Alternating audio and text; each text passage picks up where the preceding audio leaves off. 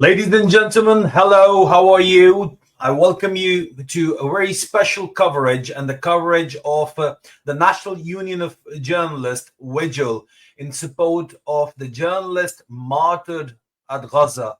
Now, if you do remember, there was a vigil held not long ago, only a couple of weeks ago, on the August of 13th, and we did cover it quite extensively. In fact, I personally covered that vigil, and I was part of that vigil. And Right Honorable MP John McDonnell, he was there, and he is the head of the NUJ's parliamentary group as well. And as you can see on the screen, the coverage, there was a quite extensive coverage, and I did a live stream of almost an hour.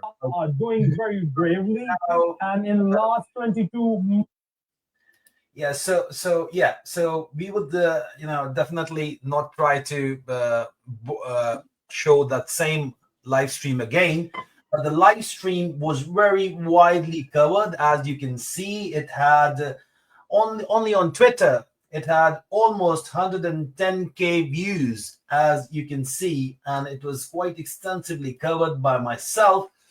There was this vigil again on the 27th of August, in which a letter was presented to the Prime Minister's office at 10 Downing Street, followed by a vigil right across the street. Unfortunately, I couldn't become a part. I've been killed in Gaza in last 20. Unfortunately, I had some prior commitments, so I couldn't be there myself. But I had a commitment to cover the event, and I sent a team comprising of two very able young men were there. Two very able young men of my production team were there. They covered this event on the 27th of August, which was arranged again by the London freelance branch. Now, before I go to the coverage, which was prepared, extensive coverage of the vigil and the letter given to the Downing Street about the journalist slain at Gaza, I would like to give you a background of, there's been very extensive coverage. There wasn't much coverage of the original vigil or the first vigil previous to this one on the 13th of August. Although we covered it, the NUJ covered it, and there was considerable coverage, but the vigil on the 27th of August got an extensive coverage, just to give you a feel of how important the matter of Gaza, the matter of Palestine is. And after the announcement of Sir Keir Starmer that he's going to accept Palestine as a state, there are doubts still. There are a lot of many conspiracy theories about it. I'm not going to get involved in those. I will just state facts regarding the NUJ's vigil on 27th and the extensive coverage it got. I won't go into the details of it, but I would definitely recommend all of you, ladies and gentlemen, to please go on the National Union of Journalists London freelance branch Twitter page. And I can show it to you right now, and you can get all the extensive coverage. I am showing you the page right now. This is how it looks. It's at NUJ _ LFB in capital. That is NUJ's official page, where you're going to find me as well. And in the previous vigil on August 14th, the reports are there. NUJ's Secretary General Laura Davison, she also spoke at the vigil. The vigil was held. 14th August is a very memorable day for the Pakistani community because Pakistan got its independence from the British colony. Imagine that. But that was a success. 181 plus journalists were, they were remembered at that particular day, and the coverage was there. But talking about this present vigil, it has very extensive coverage. Various mainstream British media, which we call the legacy media outlets, have covered this, the event. And the previous one is also covered by the Guardian, but this one has been covered by Sky and by. I was hoping GB News would cover it, but of course, you know why they're not doing it, or they should do it, and it might not suit any one particular individual's agenda. But we're not going over there. But I'm just scrolling through the page of the NUJ's London freelance branch, which is going to, and I want to give an idea about this vigil on the 27th of August, which was held opposite Downing Street, and it preceded handing over a letter from the NUJ to the Prime Minister's office, and this vigil, in fact, was I would say the crowds. The footage I'm going to show you would tell you that the crowds might have been 2 or 3% less than what they were in the previous vigil, but the coverage has been massive of the vigil on the 27th of August.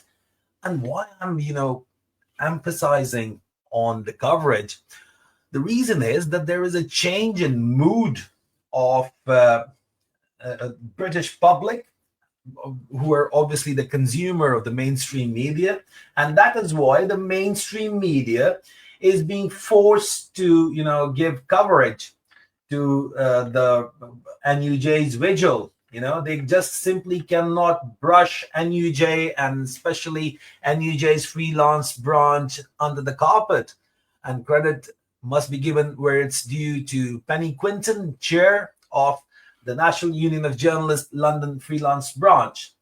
So just to give you an idea about the coverage, the IFJ also covered it, and then particularly the vigil on the 27th of August, that was covered by, I'm just showing you John McDonald's sharing the story of the Guardian, and the Guardian covered it quite extensively, as you can see on your screen right now. So the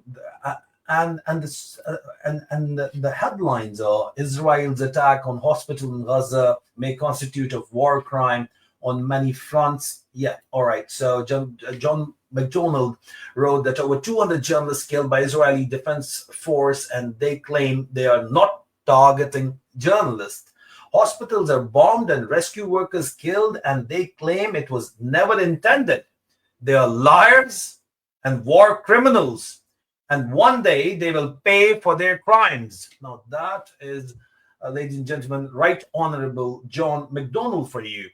And he's a sitting member of the parliament. And then the vigils are being covered, and there have been vigils all across, particularly again, credit must be given where it's due to the Dublin branch of the NUJ. And the Irish, they are quite brave in their support for Palestine and Gaza, what's happening over there.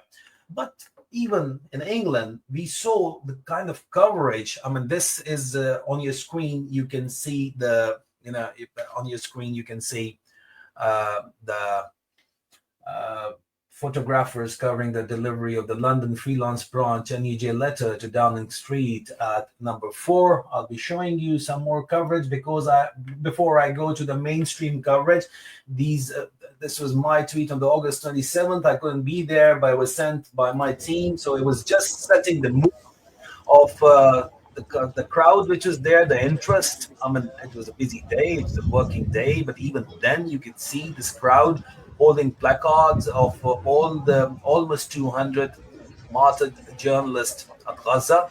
So,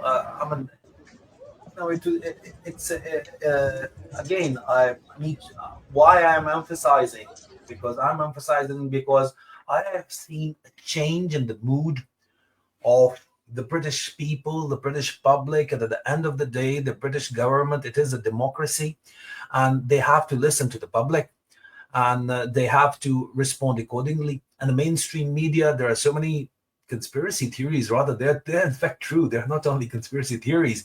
The mainstream media, or the legacy media, is being controlled. We know by whom. But even then, there has been such massive coverage of the event that you cannot just, brush this entire episode under the carpet because, you might control the mainstream media, or you might have serious influence on different politicians because of different reasons. We all know what reasons we're talking about, but it is no more possible to, ignore what's happening at Gaza. And Jeremy Corbyn was also there. Let's see what he had to say before we move on. Make any comments. Media need to do what does Western media need to do differently now? Does the media need to do what does Western media need to do differently now? I was saying to one of your colleagues now, just asked me a question about news values. If the channels concerned cannot bring any humane news values to their commentary, then don't make any comments. Just show film of what is happening in Gaza and allow the public to make up their own mind. My God, this is really massive. This is really massive. After Channel 4 showed the documentary by the Basement Films, which was turned down by BBC, these statements, you just cannot ignore it. And the coverage, even from Sky News, it was always there. It was also there. Sky News covered the event. The British journalists demand action from Prime Minister over war in Gaza. So you see, this was Sky News coverage, and you can find it all on the Twitter, formerly Twitter, now X page of the National Union of Journalists Freelance Branch. But this is all going on, and you cannot simply hide it anymore. And there was then coverage from Al Jazeera. Obviously, majority of the journalists were working for Al Jazeera, but this coverage is definitely not biased. Just have a listen to what the coverage journalists also. Yeah, so kind courtesy of Al Jazeera English, I'd like to show you the coverage. Before I move on, it's just a 1 minute 47 seconds video clip before we move on to the extensive coverage which I've got from my team of about 25 minutes. But before we move there, please have a look at what the coverage was from Al Jazeera. Got on my hands here a letter demanding action, and a group of UK journalists is about to hand this in to the British Prime Minister Keir Starmer to demand that he put real pressure on Israel to stop killing journalists in record numbers. And I've come to Downing Street to watch him do it. This is the London freelance branch of the NUJ, the National Union of Journalists, and these people have come to this famous black door because they want the UK to live up to its professed commitments to press freedom. Now, this letter has got 6 points, but the main ones are: what are you going to do, Keir Starmer, to support a binding UN convention on protecting journalists? Also, what are you going to do to support the access of other journalists to get into Gaza to report on what's really going on there? And what are you going to do to support an ICC investigation into the deliberate targeting of journalists by Israel? These placards are for the more than 200 journalists that Israel has killed in Gaza. It's been the single deadliest conflict for journalists by a huge margin, and no other war comes close. The dead include correspondent Anas al-Sharif and 9 other Al Jazeera media workers. Today, we will say their names and honour the courage of all the journalists murdered in this genocide.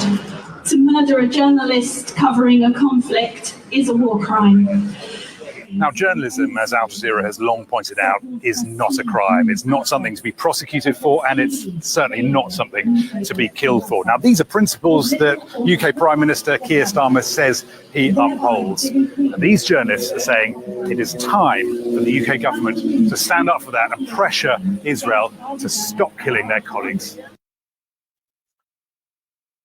All right, that was some really good coverage by Al Jazeera, but it wasn't only on Al Jazeera, as I've told you. It was covered by Sky TV, and another highlight was of the day, which you might be interested in knowing, is that there was. Let me show you. In fact, yeah. So here we are. So this is Sangeeta Miska, and she honors the Palestinian journalist, and she is a very famous artist and a singer here in the UK. She was also there, so we've got a lot of interesting people from different walks of life coming there and supporting. And it is, you can't really ignore what's going on. The Independent covered the story as well. And let me show you the Independent coverage. The point I was making was that, you see, the people who are now standing up for war crimes at Gaza are the people who are, you can't brush them off as a ethnic minority. They're not an ethnic minority. They've got, they're the mainstream population, the citizens of the United Kingdom. And what United Kingdom does really does matter. The Independent covered the story as well, with the headline that NUJ branch, and that's the London freelance branch, questions Prime Minister on journalist killed in Gaza ahead of the vigil. And then they said that at least 189 people, Palestinian journalists and media workers, have been killed by Israeli forces in Gaza since October 2023. The CPJ said, and the coverage was quite extensive, and the letter was given to Keir Starmer. The questions which were asked to Keir Starmer, it was all, it's all happening. And what NUJ's London, the National Union of Journalists, London freelance branch is doing is definitely making a difference. I mean, it's all about making a difference, isn't it? People do ask that, all right, you're doing what you're doing, but what's it going to do? What's going to achieve? Well, it is achieving awareness. It is achieving policy change, hopefully, because the power corridors of the United Kingdom, of Britain, are being knocked at, and it is simply not possible to ignore what's going on right now. So with that context, I bring you again to the NUJ's Vigil for Martyred Journalist of Gaza, today's coverage, as I had announced it, and I want to show you. Show you the exclusive footage, which has been prepared throughout the vigil. My team, the two young lads, were there, and they covered the event. Please don't mind if you find some shortcomings there, but they have done a very good job there. This is what I believe, and let me show you. And if I need to speak up in between, I will, but otherwise the video of 25 minutes is self-explanatory. As always, I want to give you my coverage is designed to show the atmosphere which was there at the Downing Street during the vigil, and that has always been my endeavor. Well, there have been professional journalists covering the entire event, and I've already shown you the kind of coverage in the mainstream media the vigil is getting. But let's go on ground and let's see what was actually what the environment was, and what the emotions were, and what was actually going on. So over to the coverage prepared by my team. A Soldier Speaks exclusive for you.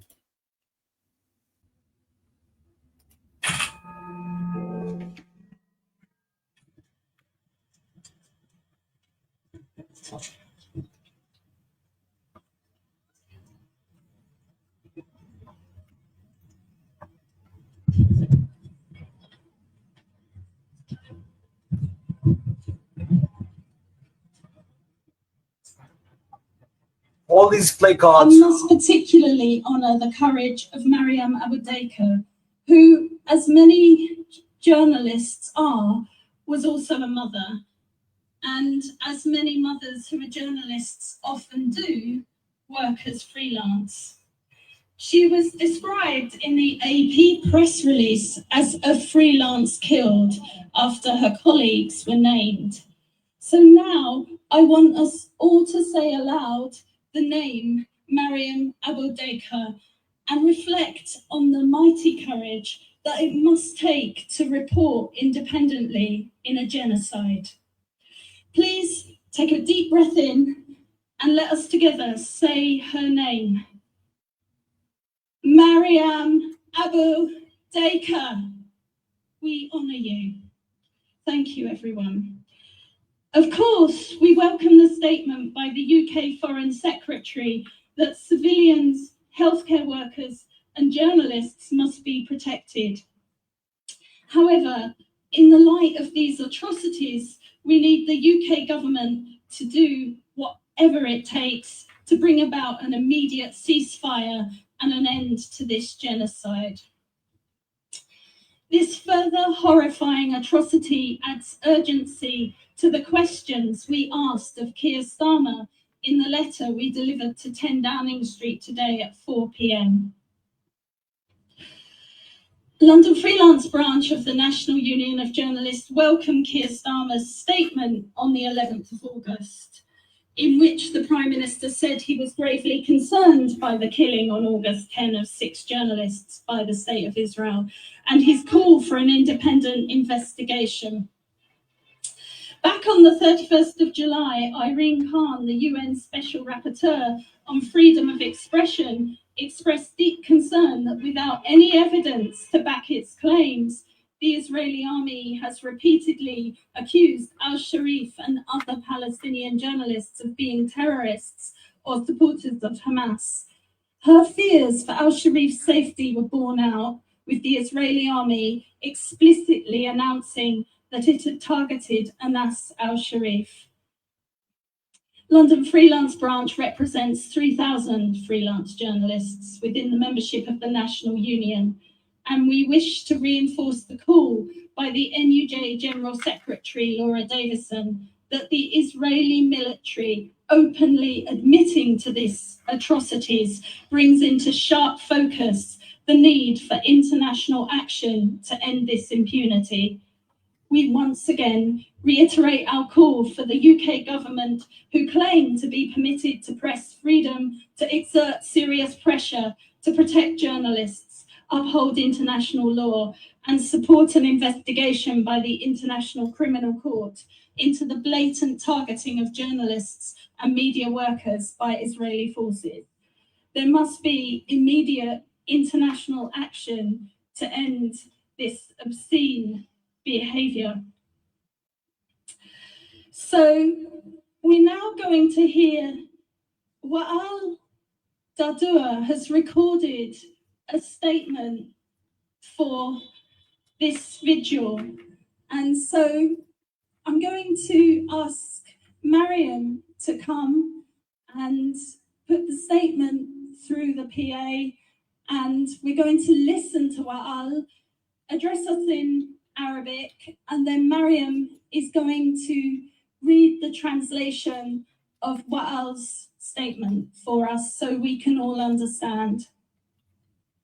Mr. Wael Dahdoh is not only a symbol for Al Jazeera, it's not only a symbol in Gaza, but it's a symbol for each journalist in conflict zone. That when you are in the front line and losing your dearest, unfortunately, you don't have time to grieve. You have to keep going because you have a toll in your shoulder to tell the truth. That's what happened to Mr. Wael Dahdoh. And he didn't save an effort. When we asked him to honor us with a speech to hear, he sent it to us. And when we hear that, he didn't mention his son. He didn't mention his family. Because every single journalist in Gaza is Wael Dahdoh's son and daughter. He will keep on his shoulder the rest of the freelancers, of the casualties that are considered a collateral damage because they are Gazan journalists. I will leave you now to hear his voice in Arabic, but we will translate it later. Now I will leave you with Wael Dahdoh's voice to us in Arabic. Maybe there is lots of Arabic media doesn't want to need translation, but I will going to translate it later anyway. السلام عليكم ورحمة الله وبركاته. يأتي بدء نتوجه بالتحية والتقدير لكل واحد وواحدة منكم، كل باسمه ولقبه ومكانته ووظيفته أيضا.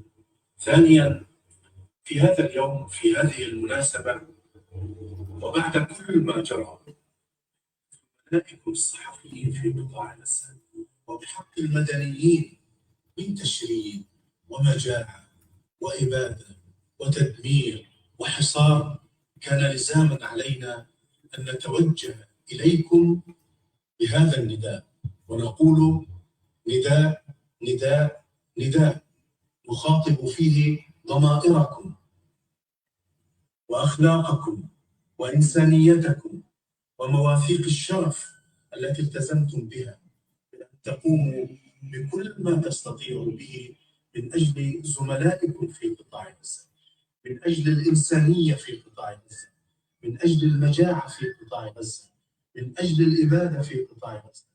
الحكومة البريطانية، رئاسة الوزراء، البرلمان البريطاني، النخب والنقابات، الزملاء الصحفيين، كل واحد منكم بإمكانه القيام بالكثير من الخطوات، بالكثير من المهمات، بالكثير من المهمات التي من شأنها مهما كانت بسيطة أن تؤدي إلى وقف أخطر مجاعة شهدها العصر وأخطر إبادة شهدتها البشرية. هذا الأمر يمليه عليكم ضميركم قبل كل شيء، أخلاقكم قبل كل شيء، إنسانيتكم قبل كل شيء، وبالتأكيد مهامكم السياسية والقانونية كل في مكانته أيضا تملي عليه.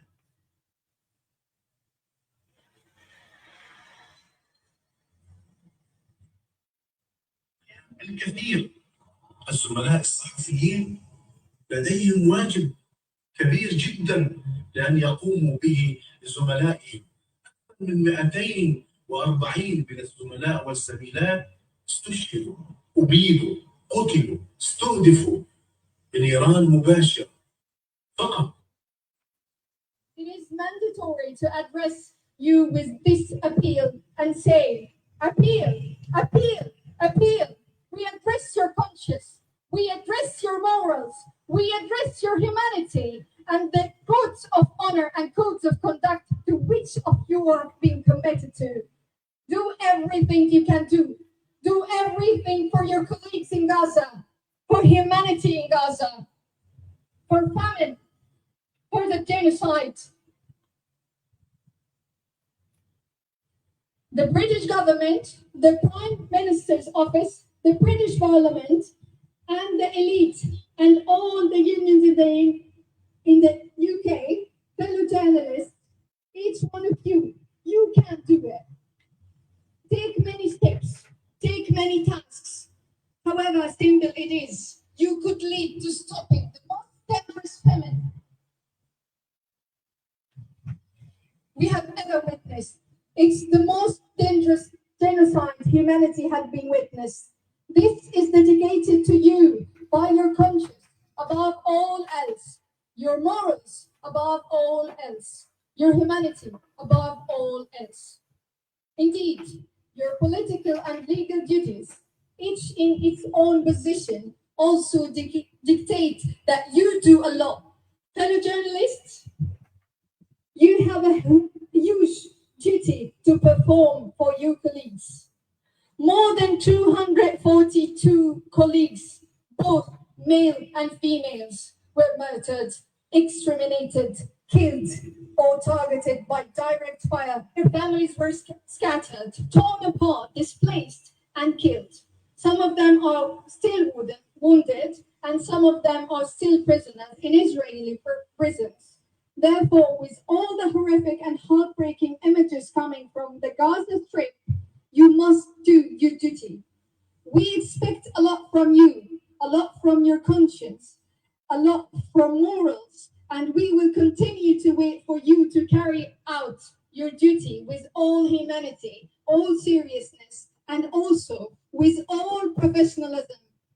May the peace and mercy and blessing in God be upon you. This was Walid Abduh's message to us today. And that's Mariam Al-Sayah for you, and standing right beside her is Penny Quinton. And I would like to say to Mr. Walid Abduh and to our fellow journalists in Gaza, message has been received. And I would like to recall and quote what we always sing in our call when we are killed. When we are killed, one of us is going to flourish thousands. الواحد منا يظهر آلافا. If you, Netanyahu, would think for once that with killing and silencing our journalists in Gaza that you're silencing them, no. Lots of thousands are coming to speak for them. And here we are, you targeted the family of Walid Dahduh, and Walid Dahduh's speech is here in front of them down the street. Words are not killed. Message will never be buried. We will gonna hold it in our shoulders. In the rain, in the bad weather, and wherever. Netanyahu will never silence us. Thank you very much.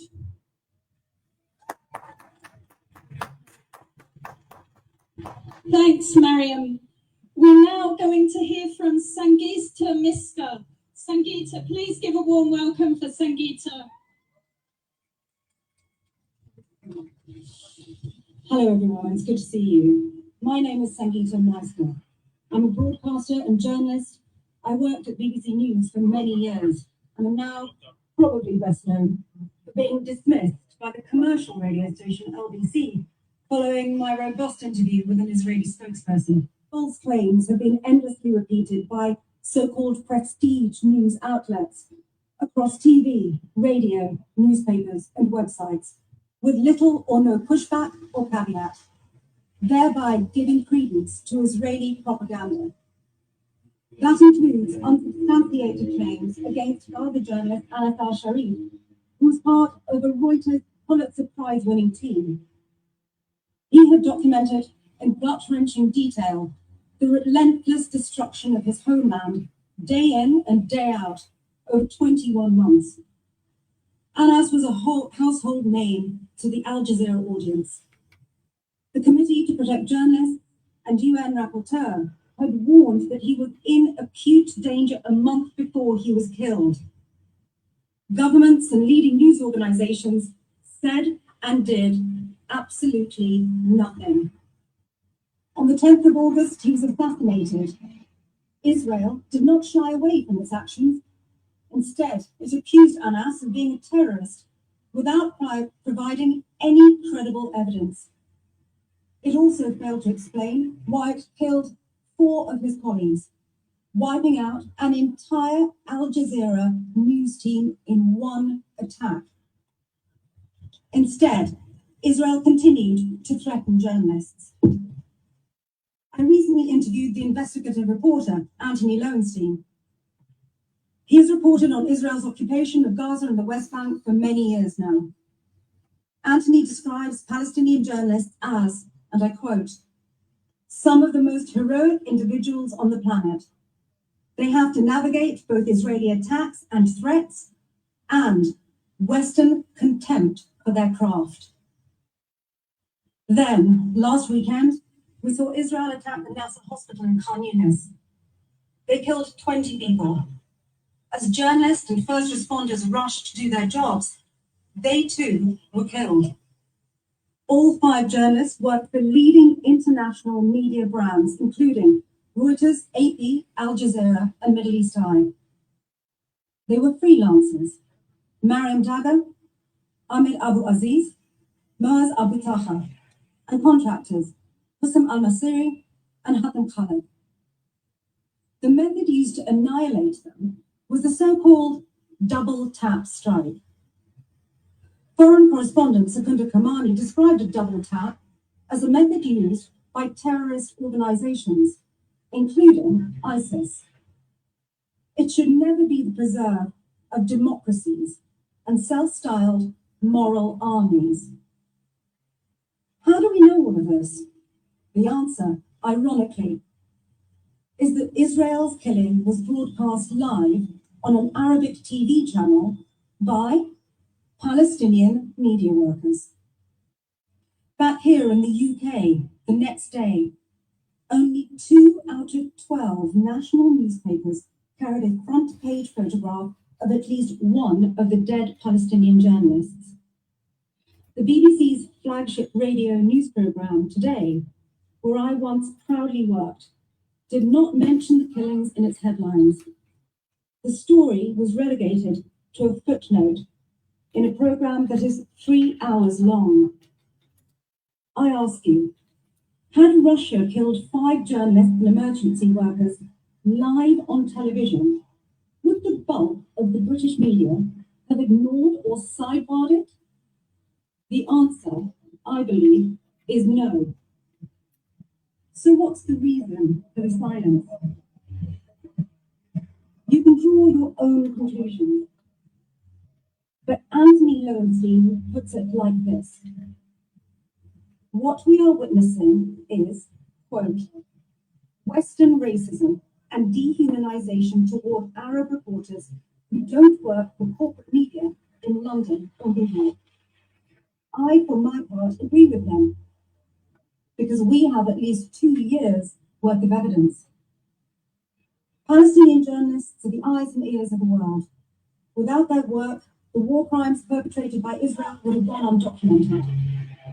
That's not just an opinion.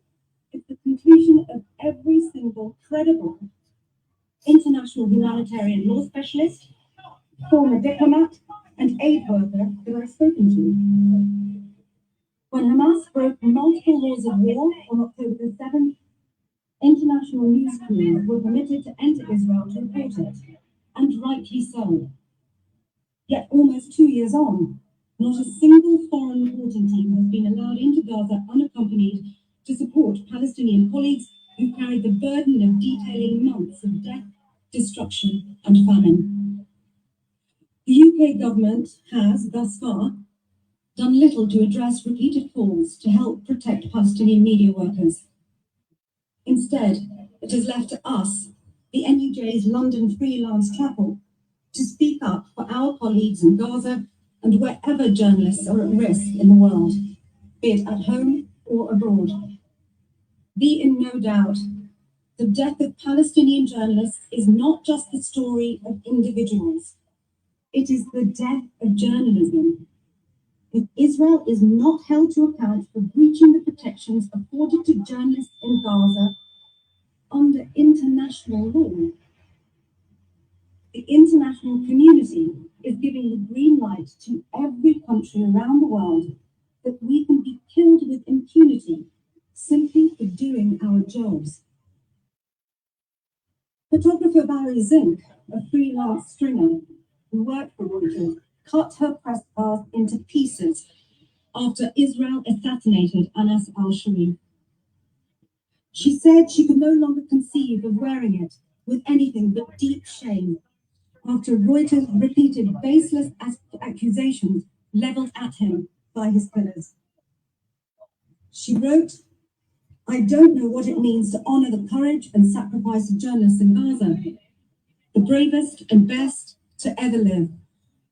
But going forward, I will direct whatever contributions I have to offer with that front of mind. It is advice that many of us could take. I end with this appeal. If you are a journalist and you have not yet spoken up for Palestinian media workers in Gaza who have been targeted and killed by Israeli forces while relying on their testimony, contacts, video footage, and sound as the bedrock of your understanding, analysis, and reporting, then the time to speak up is right now. Please do not hide behind a misunderstanding of impartiality. Look at the evidence. And if you don't or won't, then shame on you. Thank you and well done to all of you for being here today. And thank you for listening.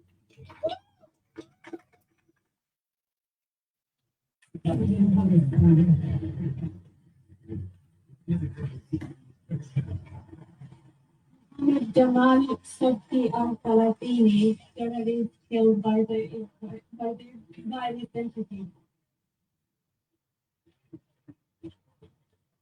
Iman al-Shanti and Fadi Hasuna, killed in Palestine by the IDF for doing their job.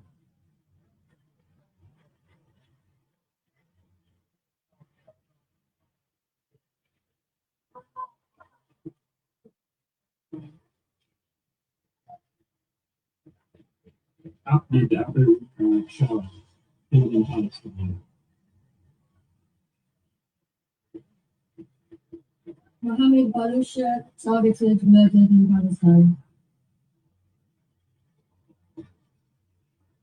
Mohammed Qassam al-Jamal, a journalist and father, murdered in Palestine. Saeed al-Salil, fellow hero and journalist killed by the Israeli occupying forces in Palestine.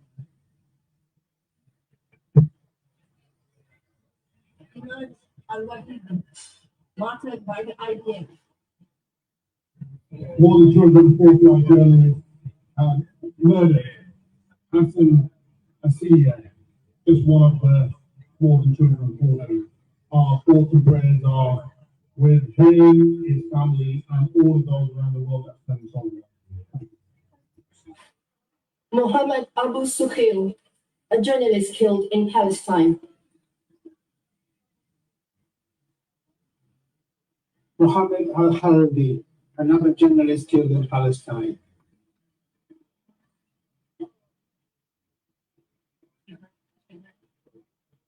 Muhammad Abu Samra. Muhammad Abu Jasser, a journalist killed in Palestine. Abdel Halim Awad, one of the many hundreds of journalists murdered in Palestine. Fatima Hassouna.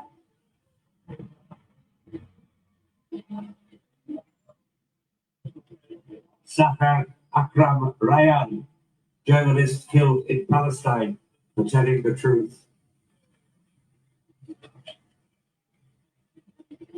Hassan Majdi Abu Wada, journalist killed in Palestine.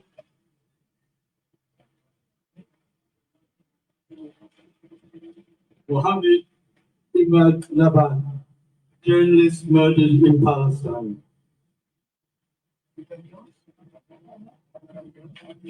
Ahmad Hasham Abu Arus, one of our colleagues murdered in Palestine.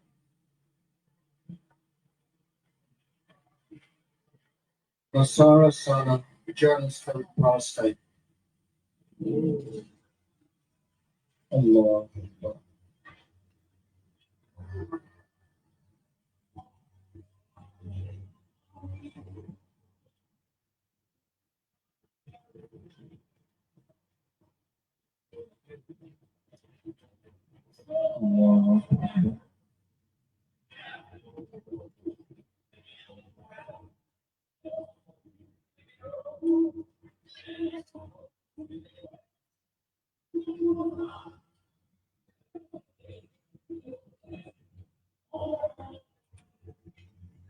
Allah.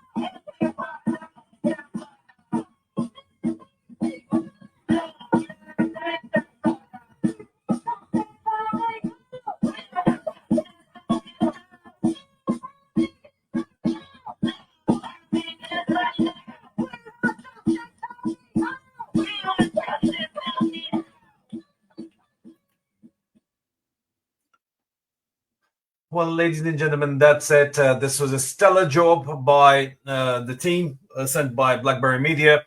Brand owner of Soldier Speaks by Issa Raja and Zeki Werlst. And also, all marks and all credit goes to the National Union of Journalists London Freelance Chapel for organizing this very important vigil. In succession, there was a second vigil. And it has made the intended effect, and the questions presented to 10 Downing Street were asked to the government as well by those in power, by the member parliaments, and it is a very important development. We will keep on following this story, and we will keep on informing you about what's actually going on and what are the latest developments in this case. And special credit goes to Secretary General of the London Freelance Branch of the National Union of Journalists, Penny Quinton, for organizing it, to Mike Holderness, to Mariam Al-Sayah. Excellent job, guys, and I really wish I could have been there, but next time, definitely. But I did send my team as promised, and we will follow through, and we need to realize that journalism is not a crime, and you only kill journalists, and authoritarian states kill journalists, like it happened to Arshad Sharif, my friend. He was assassinated in Kenya by the Pakistani military hunters led hunter intelligence, the ISI. Journalists are only killed when you don't want the truth to come out.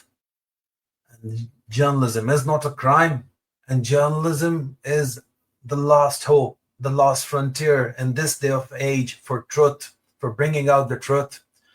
And doing this job is getting difficult with each and every passing day. But as the saying goes, when the going gets tough, the tough gets going.